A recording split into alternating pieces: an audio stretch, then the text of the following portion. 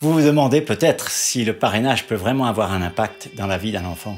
Aujourd'hui, j'aimerais vous raconter l'histoire d'un jeune de République dominicaine qui s'appelle Juan David. Juan David vient d'une famille pauvre, d'une famille monoparentale et d'une famille où il faut se battre au quotidien pour survivre dans des conditions souvent hostiles.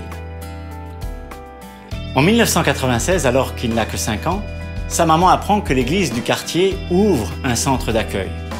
C'est à cette même période que son mari meurt sur un chantier où il travaillait en tant qu'ouvrier. Ils habitent alors une maison de tôle, sans aucune commodité. Tout en fréquentant ce centre d'accueil, Juan David va bien sûr recevoir le soutien scolaire, les soins médicaux dont il a besoin. Il va aussi écouter l'évangile qu'il va ramener à la maison. Et sa maman va s'engager dans la foi et commencer à fréquenter l'église.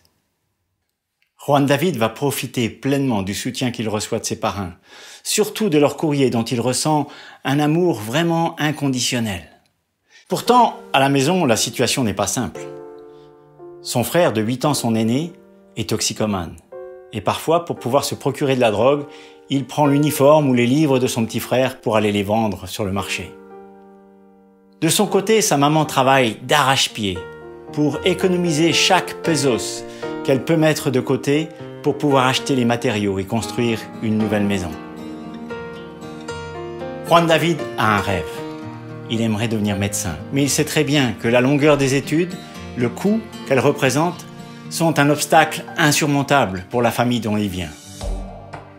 Un jour, il voit un poster sur les murs du centre d'accueil qui dit « Osez rêver en grand ».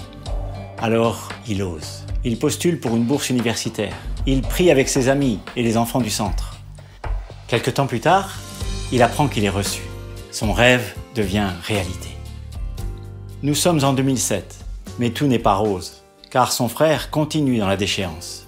Et un jour, il profite de l'absence de son petit frère et de sa maman, qui sont hors de la maison, pour lui venir détruire tout ce qui se trouve à l'intérieur, prendre les tuiles, la toiture et les huisseries de portes et de fenêtres pour les revendre. Il a encore besoin de drogue. Aujourd'hui, Juan David sait très bien que le combat n'est pas encore terminé et que de nombreuses années d'études sont encore devant lui. Mais il sait que son rêve va se concrétiser et qu'un jour, il pourra soigner les jeunes qui, comme son frère, sont esclaves de la drogue. Il sait qu'ils ont besoin d'un soutien à la fois médical, psychologique, affectif et spirituel. Sa mission, elle est là. Son rêve, il est là.